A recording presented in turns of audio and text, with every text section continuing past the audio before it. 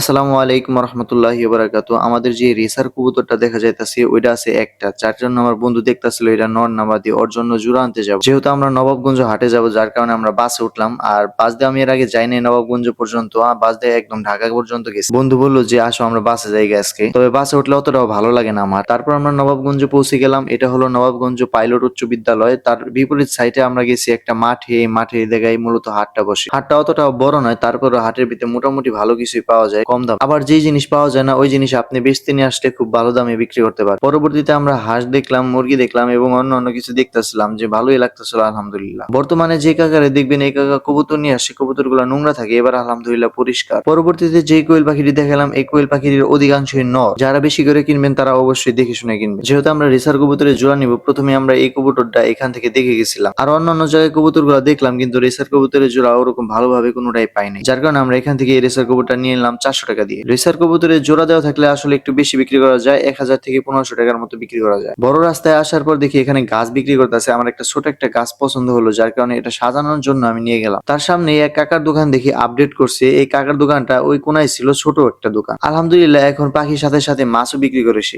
সবকিছু নতুন হওয়ার কারণে সবকিছু জকজক করতেছিল, যার কারণে অনেক সুন্দর দেখা যাইতেছিল। কিন্তু যে মাছ নিব তার কাছে সেই মাছ পাই নাই, যার জন্য এই দোকানে চলে আসলাম। আর এই দোকানে এই বড় মাছটা সব থেকে সুন্দর লাগে। তার পাশে একটা মাছ দেখছিলাম সিলভার শার্ক, আর তার উপরে দেখি যে একটা প্রাণ হামাসের মতো দেখতে। আসলে কি রূপচাঁদাই না প্রাণ হা আমি ঠিক বুঝতে পারতাছিলাম না। কিন্তু এখানকার সব থেকে মলি মাছের যে অ্যাকোরিয়ামটা ছিল ওইটা সব থেকে সুন্দর দেখতেছিল, কারণ ওটার ভিতরে পরিপূর্ণ রোদ পাইছে, সবগুলো মাছ ঝকঝক করতেছিল। পরবর্তীতে ভাইকে বললাম যে এক জোড়া হোয়াইট প্যারট মাছ দেন, তারপরে এক জোড়া হোয়াইট প্যারট মাছ নিয়ে নিলাম। যাওয়ার পথে দেখি যে এক ভাইয়ের গলার ভিতরে অপারেশন হয়েছে। যাই হোক, সবাই তার জন্য দোয়া করবেন, আল্লাহ যেন তাকে সুস্থ করে দেয়। এখানে একটা নতুন দোকান দিয়েছে, যার কারণে এখানে নামে একটা অ্যাকোরিয়ামের অ্যাক্সেসরিজ নিয়ে নিলাম। আর হঠাৎ করে আমার বন্ধুর মাথা ব্যথা হয়েছে, যার কারণে আমি বাসায় ফিরে আসলাম। আর আসার লগে লগে জোড়া দেওয়ার সাথে সাথে দেখি আমার কবুতরটা জোড়া নিয়ে নিছে আলহামদুলিল্লাহ। আর এর সাথে সাথে অ্যাকোরিয়ামের ভিতর মাছ জোড়া রেখে দিলাম। ভিডিওটা আজকের মতো এই পর্যন্তই। আসসালামু আলাইকুম রহমতুল্লাহ।